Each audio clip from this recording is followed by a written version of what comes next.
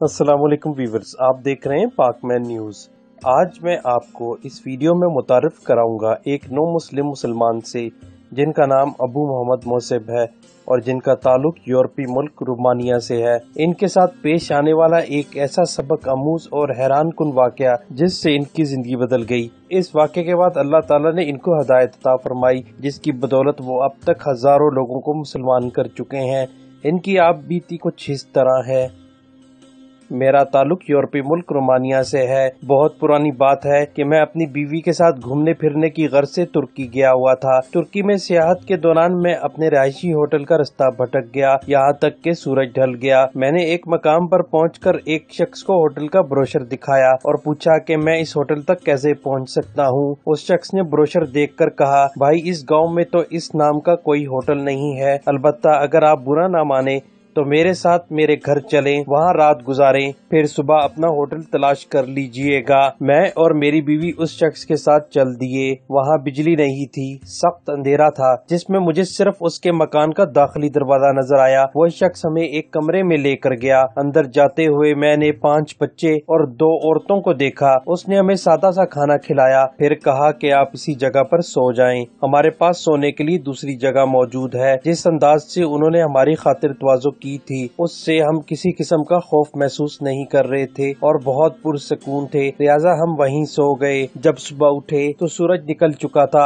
اور ہم اب گھر کا نقشہ صاف دیکھ سکتے تھے، جہاں کوئی دوسرا کمرہ نہیں تھا بلکہ وہی ایک کمرہ تھا جو انہوں نے ہمیں دے دیا تھا۔ میں نے دیکھا کہ اس شخص نے اپنے 5 بچوں، اپنی ماں اور بیوی کے ساتھ سردیوں کی یخ بستہ رات ایک درخت کے نیچے سو کر گزاری تھی۔ میں دم بخود رہ گیا اور اس کے پاس جا کر کہا، اے بھائی کیا تمہاری عقل ٹھکانے ہے کہ نہیں؟ یہ حرکت تم نے کیوں کی؟ اس نے مسکراتے ہوئے جواب دیا، نہیں میں پاگل نہیں ہوں بلکہ مسلمان ہوں، آپ مسافر تھے، ہمارے مہمان تھے، اس لیے بحیثیت مسلم مجھے یہ سب کچھ کرنا تھا، یہ میری ذمہ داری تھی۔ جب اس کے منہ سے یہ الفاظ نکل رہے تھے کہ میں مسلمان ہوں تو اس کا مسکراتا چہرہ آگ کے انگارے کی طرح روشن ہو کر دمک رہا تھا۔ میں ایک بار پھر بھوچنکا سا رہ گیا۔ میری بیوی کی آنکھوں سے آنسو جاری ہو گئے۔ میں نے اس شخص سے پوچھا کہ آپ اسلام کے بارے میں کیا جانتے ہیں؟ اس نے جواب دیا، میں تو ایک سادہ سا مسلمان ہوں، اگر اسلام کے بارے میں جاننا چاہتے ہیں تو قرآن اور سنت کو پڑھیے تو آپ کو پتہ چل جائے گا۔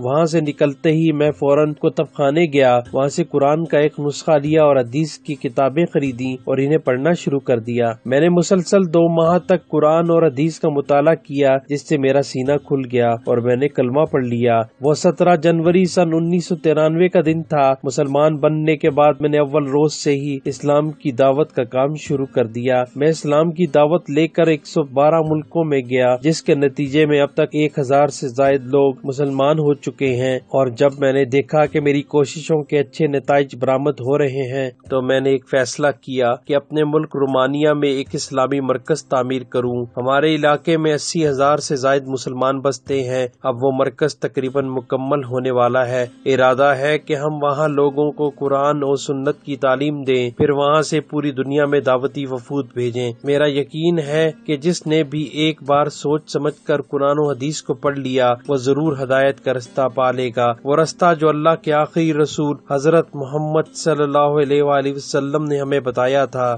امید ہے کہ یہ ویڈیو آپ لوگوں کو پسند آئی ہوگی۔ اس چینل کو سبسکرائب کرنا مت بھولیے گا۔ اس امید سے اللہ سبحانہ وتعالی آپ کو اور آپ کے گھر والوں کو دنیا کی ہر خوشی اور سکھ سے آپ کا دامن بھر دے، آمین۔ مجھے اجازت دیجیے، اللہ حافظ۔